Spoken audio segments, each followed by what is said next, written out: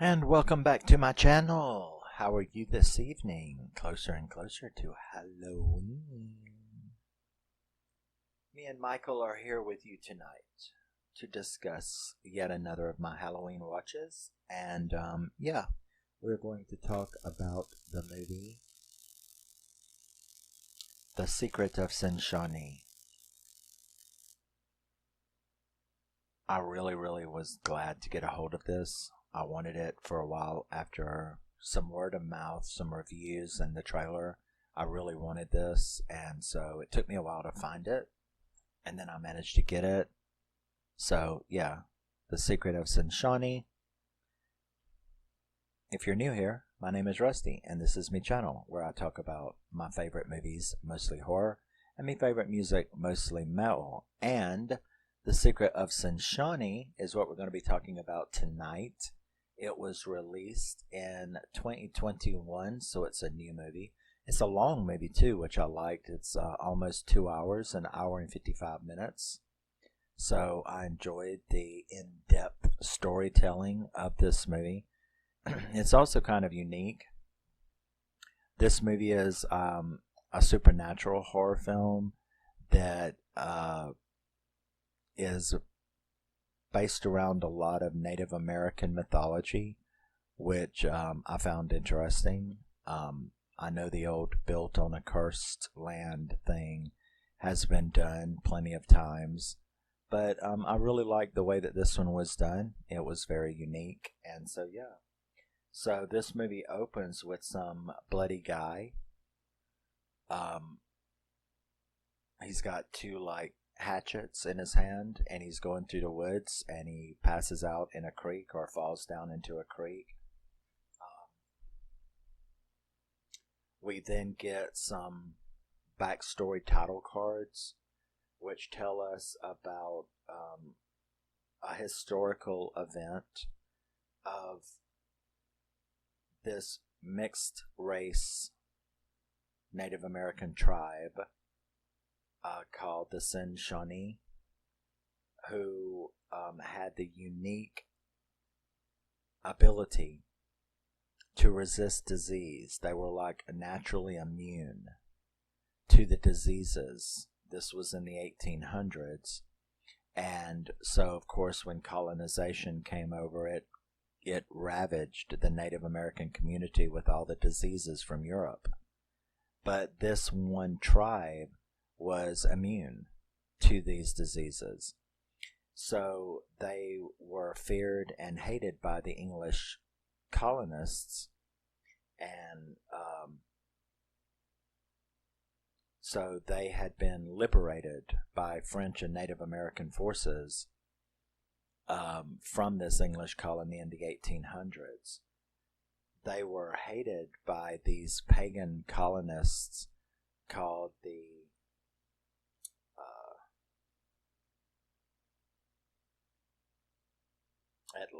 Atlanto? Yeah, the Atlanto. I always kept wanting. I live close to Atlanta, Georgia, so I kept wanting to call it Atlanta. But the Atlanto, their vow was to wipe out the bloodline of the Sinchanee people. So that's kind of what this movie is based around, because we're in the modern day, and yet this supernatural fight between the Atlantal and the Sinchanee are still going on, as the Atlantal still is trying to hunt down all the bloodline of the Sinchanee people. So, the disciples of Atlantal. So we then zoom up to 1995, 3 days before Christmas, when we are introduced to this little boy named Will and his sister Grace. As they're going through the woods, they find kind of like a primitive ritual site where Will is digging around the main figure, the main stone of this thing, and he finds an arrowhead, a pretty black onyx or obsidian arrowhead, and he takes it, and they leave and go back home. Now, you see the little girl talking to some hiker who is like staying in their shed, and he's like, shh, you know. So she doesn't tell her parents that there's a stranger out there in the shed, and she goes in, and obviously she had been letting him stay out there without telling her parents.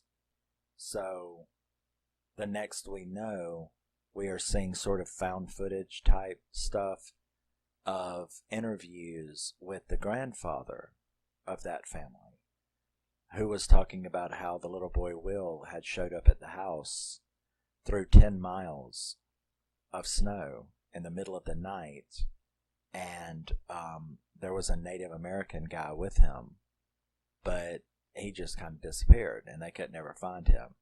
And so we know that something happened, but the movie isn't telling us exactly what yet. So we see these interviews about this. Then it flashes to the present day, where we see that this house is a real estate agent is there to look at it, wanting to put it on the market, and you hear her call her boss saying, that the painters and the builders have quit and they won't come back. And she's like, yeah, because of what's happened, we're going to have a hard time, selling this. And, have you gotten a hold of the son, talking about that little boy? So they're basically letting you know that the father of this little boy has now finally died. He had committed suicide. And they keep trying to get a hold of the son, who is now grown up, to tell him, you've got to come take possession of this house, and because of under the mortgage, we're going to have to sell it off. You've got to come take possession of it, clean it up, and get it ready to sell, or pay the mortgage whatever you want to do. So he ends up coming back and moving in back home where he was raised. And you still don't, like I said, they sort of piecemeal you through this movie, filling in the story. So he shows up to move in, and we're also introduced to Carrie Donovan and her ex, who is also a police officer. She's a police officer, he's a police officer, and she had came there to relax after being put on leave in Detroit from stress-related stuff. So she's come back, and he has come down. They're both detectives, and he has come down because they share a daughter, Ava, with them. But, so she's down there, and she's kind of, she's sort of like got a relaxed role with the local police department. It's like, I'm here on vacation, but I'm from here, so I'll help you out in anything. So, now that we see Will, we can tell he's obviously had a lot of trauma from whatever happened, because you're still not filled in on completely. You, of course, know something happened to the mother and his sister, and his dad has now just died and committed suicide, but you don't really know any details. So he comes and takes ownership, and he immediately begins having all of this paranormal activity start taking place. He's having really nice jump scare nightmares, but yet when he wakes up from them, some things are real, like his window's always being left open and there's footprints outside of it and stuff like that. So we get a lot of really good atmosphere. There's a lot of really good paranormal stuff that goes in. The atmosphere of this movie is really, really spot on. Um, he's having visions of his sister a lot.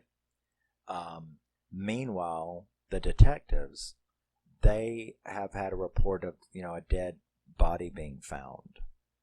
So a woman has been found dead, and she's got these weird ritualistic symbols on her. And they start trying to figure it out, and when the toxicology comes back and the cause of death, it turns out that she basically froze to death. So Will had been the very person that had, because that's his job, he's, a trucker, and he works with the trucking company there in the area. So he had been the actual one that had came and hauled the car away, the tow truck, and yet he didn't tell them that he knew her. So it doesn't take the detectives long before they start going, who is this Will character? And, they get suspicious of him. So, like I said, he keeps having visions, all this paranormal activity, especially his sister Grace, is always appearing in this ballerina outfit and saying weird things to him, like, you have something that belongs to us. You need to put it back in its place before it's too late. Things like that is what she keeps saying to him. So the detectives begin to look into him, which means that they want to look into what we now get the answer to, which is what the fuck happened in 1995. So they break out the Stark murder files. So you're like, okay, well, I kind of thought that something like that happened. And we are then kind of clued in that what had happened was his mother and his sister, not by his father, but his mother and his sister had been butchered by that hiker that we saw, that I told you in the open the movie, the guy with the two hatchets and all. So they caught the murderer. So it wasn't the father, but he had eventually went insane and killed himself living in that house. And so they're still not sure what to think about Will. They think that maybe he's got something to do with it. They know he's not the one who killed his mom and his sister, but they're still like, this dude is strange, and he is strange.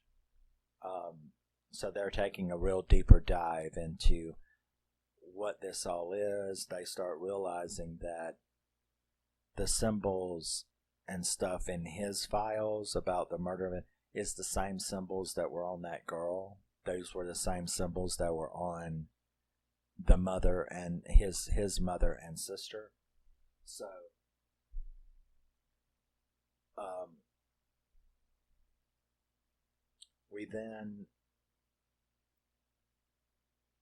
we see a ritual scene where we're now kind of introduced to these Atlanta people. The Atlanto are still after anyone that carries Sinchanee blood, in their genetic history. So we get to see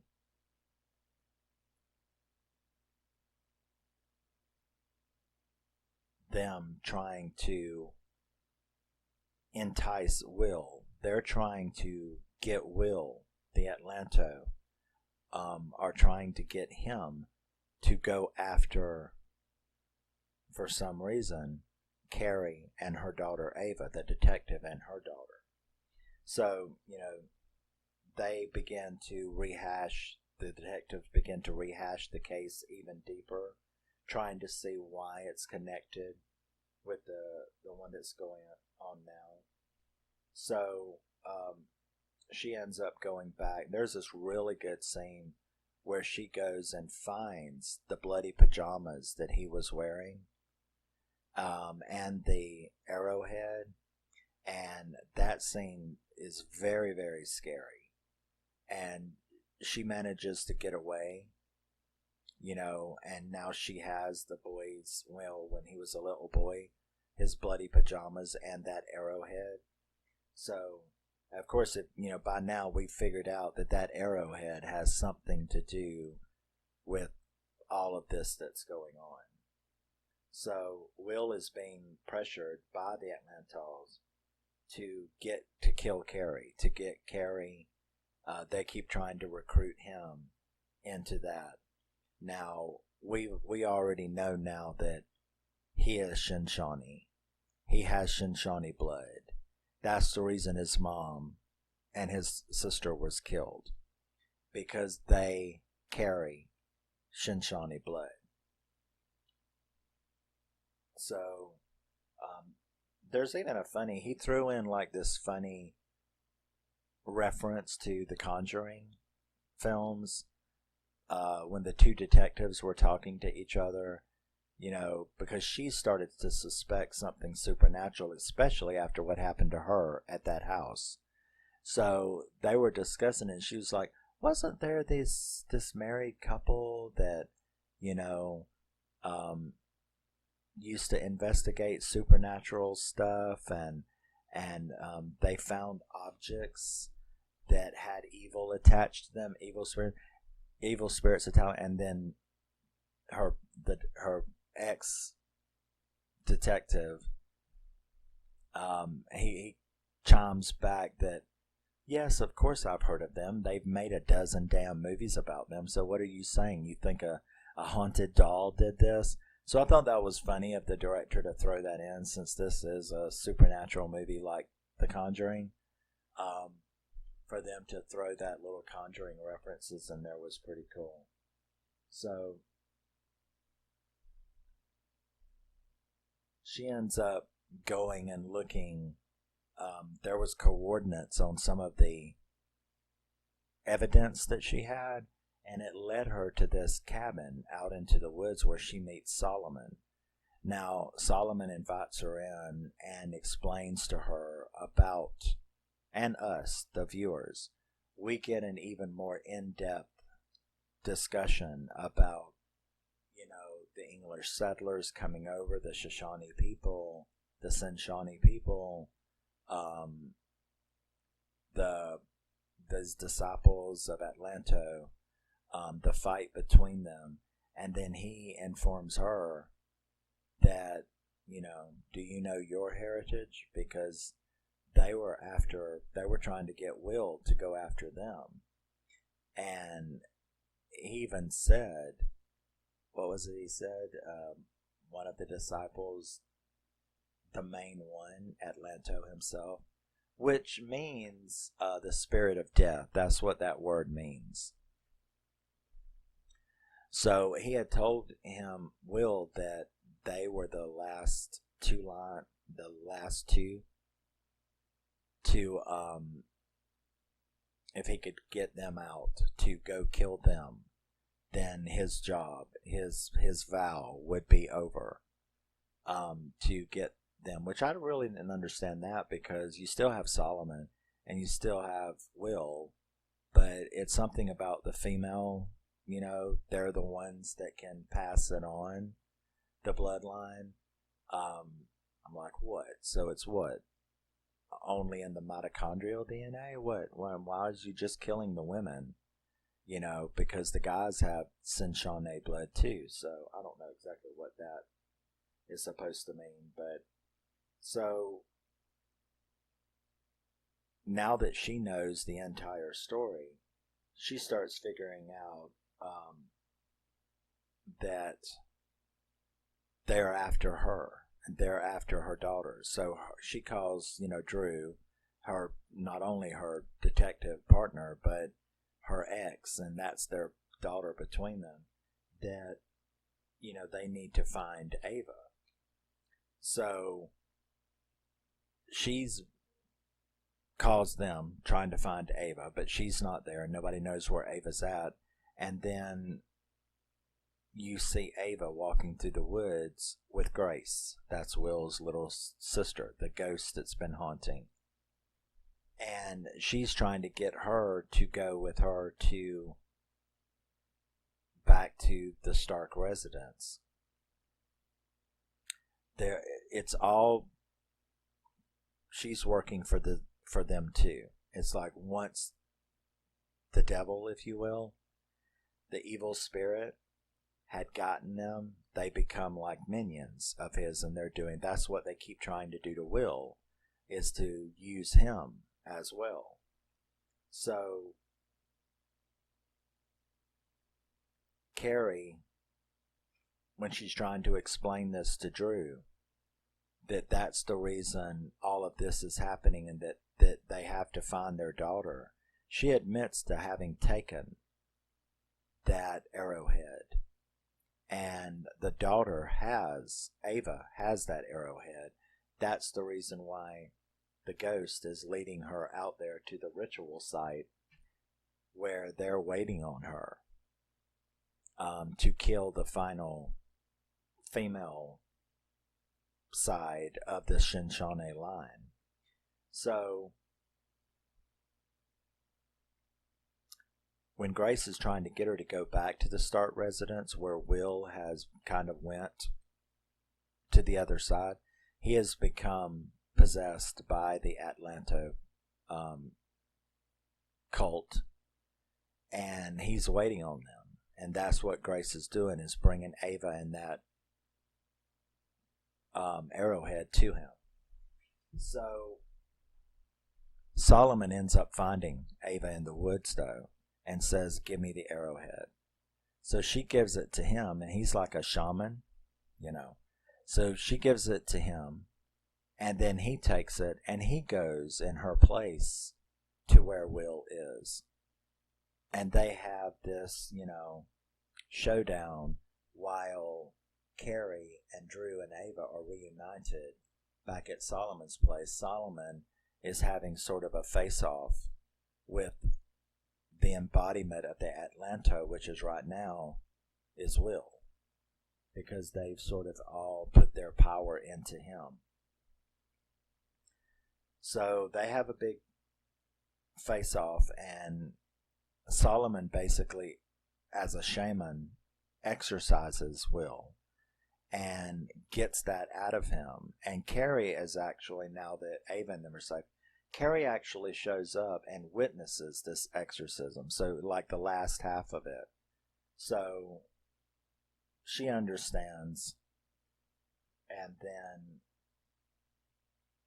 Solomon, after it's all done, and he manages to exorcise the spirits out of Will, the Atlanto spirits out of Will, he goes back to the ritual site where he reburies the arrowhead, and I think it's sort of like a lock in a gate, because you see, when Will and Grace were out there back in 1995 and they dug that up, it like unleashed. It allowed something, I think it allowed the Atlanto people to start continuing their work. Whereas as long as that's in there, maybe it's some kind of seal, that seals them apart from being able to carry out their plans, keeps them in check in any event. So the moral, of course, is don't fuck around on sacred land, because you never know what you're going to dig up, right? That's the basic thing. So Carrie witnesses it. She tells, Will she's sorry she was wrong about it, and, they all have to protect each other and everything should be fine, and she's there for him if he's ever ready to talk. So they kind of all know that they are from the same bloodline, that they're from the same people, like me being from Southern Ireland, So, yeah. And then where the movie ends with a new couple moving in. They have a little girl about Grace's age. He's managed to sell the house, and he's going on a trip. And then, like I said, they show this new couple move in, And the little girl goes running down the hall, and the couple are all happy about their new house. And then they hear the daughter scream a little bit, and they call to her. She comes down, she comes out, and she's wearing like these pink leotards that we had seen Grace wearing. And the mom asks, like, you scared me, you know? She's like, no, I'm all right. It's like, well, where did you get those? And then the girl looks up and she's got these like dark eyes and this weird voice, and she said it's a secret. And then the movie ended. So, yeah. A really great Supernatural. You know, I'm not really huge on Supernatural. I pretty much like all kinds of horror except for I'm very, very picky about horror comedies. But Supernatural is still not, you know, mine is slashers, killer kids, vengeance horror, and Supernatural would be, you know, psychological, and Supernatural is right under that. So I'm not like a huge, gigantic Supernatural horror fan, but if they're good, I love them just as much as anybody else, you know, are fans of Supernatural horror. And if you've never seen this one, this is one you should really check into. The Secret of Sinchanee from 2021. So it's a new movie. It's by Vertical. I like Vertical. Vertical puts out some pretty good movies. And they're the ones who just did that Smile, which I'll do next. But Vertical Entertainment, I like it. I really like this movie. It is, of course, a 7.5. And yeah, you should check it out if you're into supernatural horror.